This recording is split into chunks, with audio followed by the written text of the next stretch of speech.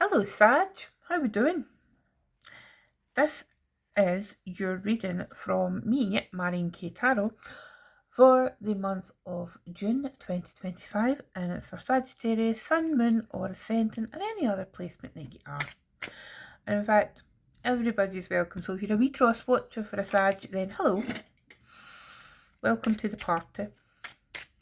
Now, first card we're going to pull is an oracle from the Victorian Symbols and Gothic Tales. And that's by Maria Alves Hernando. Let's have a look and see what is coming up. An oracle for Sag, please. Sagittarius for June 2025. Okay.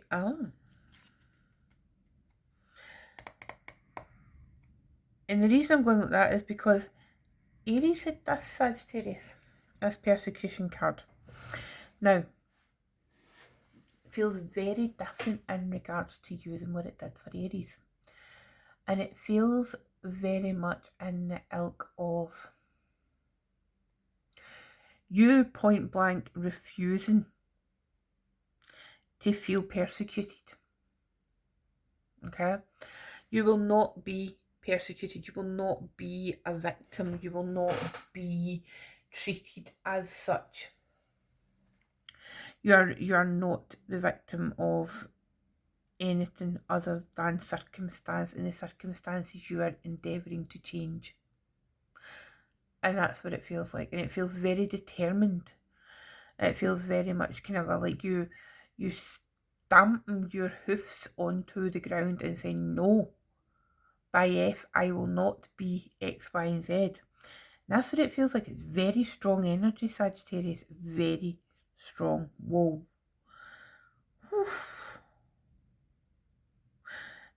You will not be persecuted.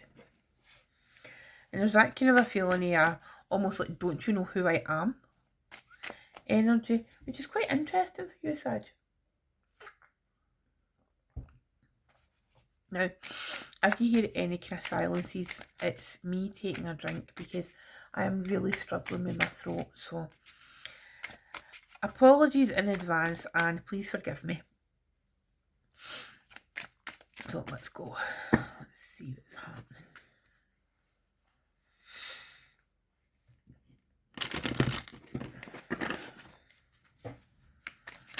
Did I say what cards? Did I say I was reading the Wild Unknown Pocket Tarot? Well, you can see it there in the screen, so, you know. Right, let's see. Cards for Sag 2025, June. June 25 for Sag, please. What does Sag need to know? Sagittarius need to know. Right. Oops. You need to know about the Five of Cups. Oh, Sag. What else you need to know? You don't know about the Seven of Pentacles. The Sun. Judgment. Wow. Oh, Nine of Swords. What can I do with this? Before it's even brought at the table. I can't even bear it. And go.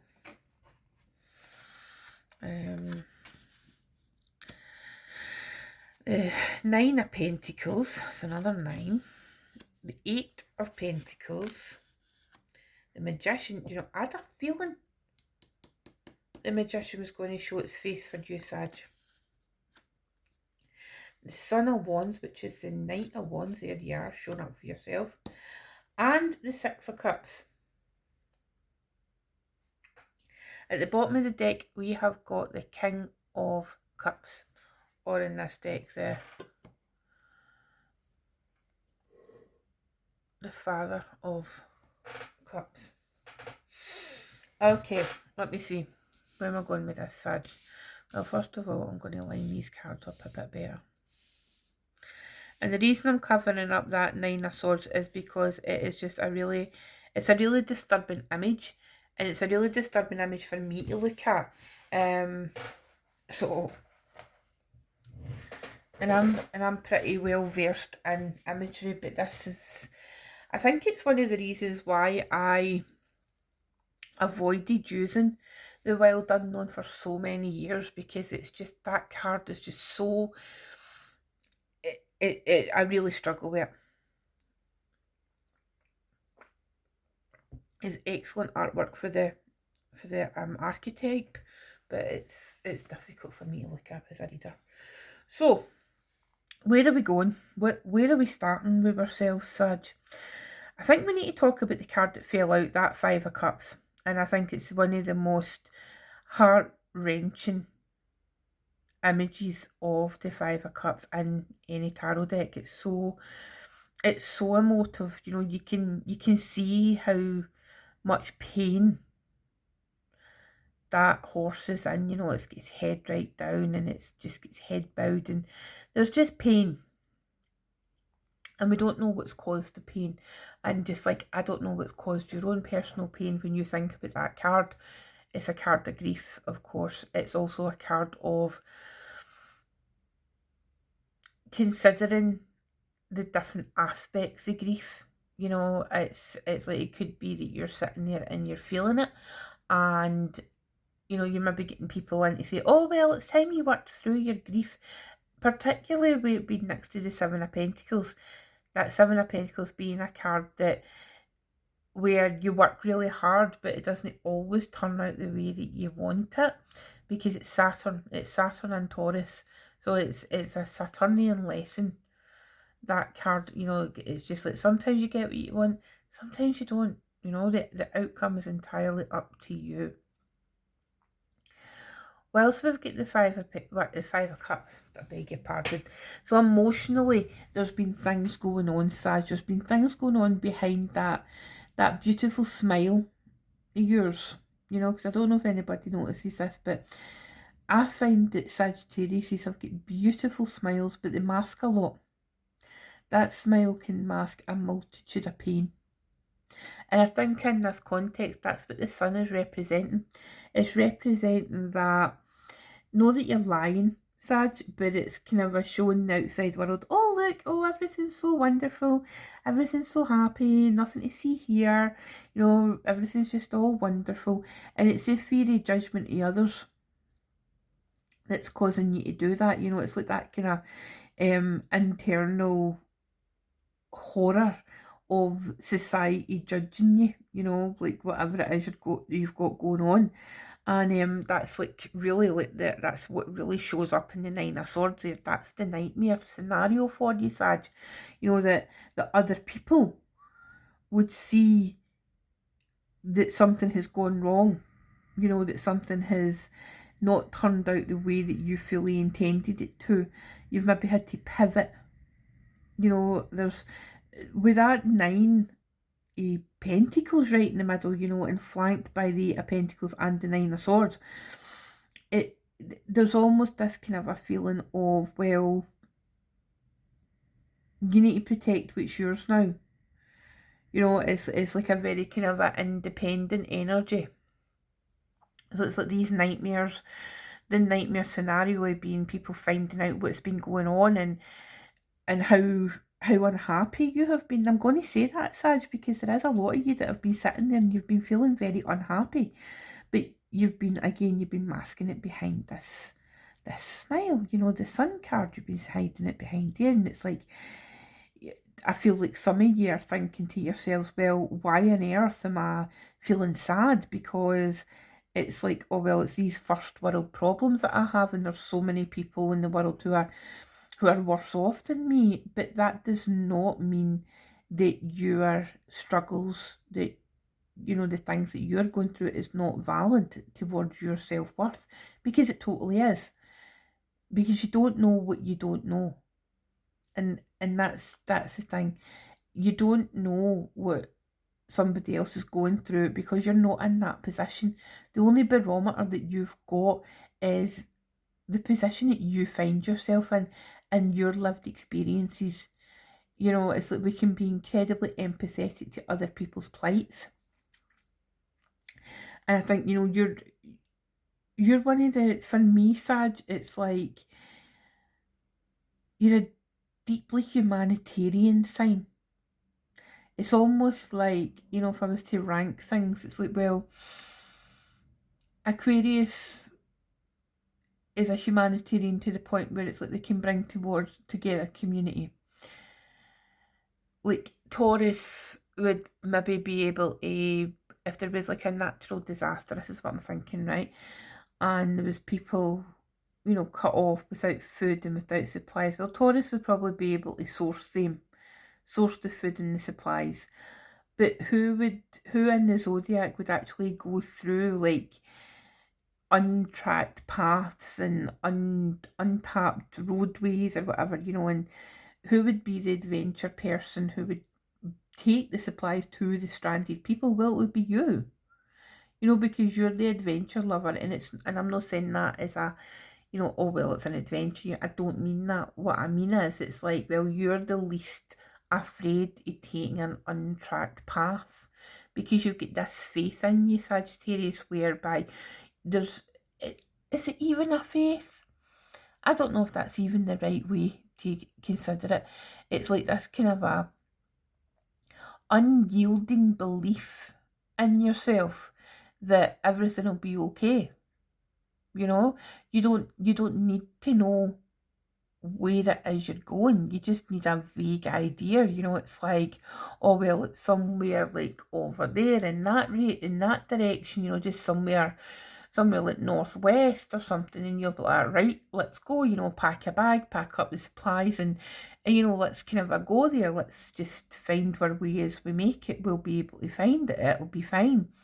You know, that's why Sagittarius were considered the original astrologers, because, you know, it's like you could follow the stars, you could follow the moon, you could follow the sun, you could follow the luminaries. It wasn't an issue.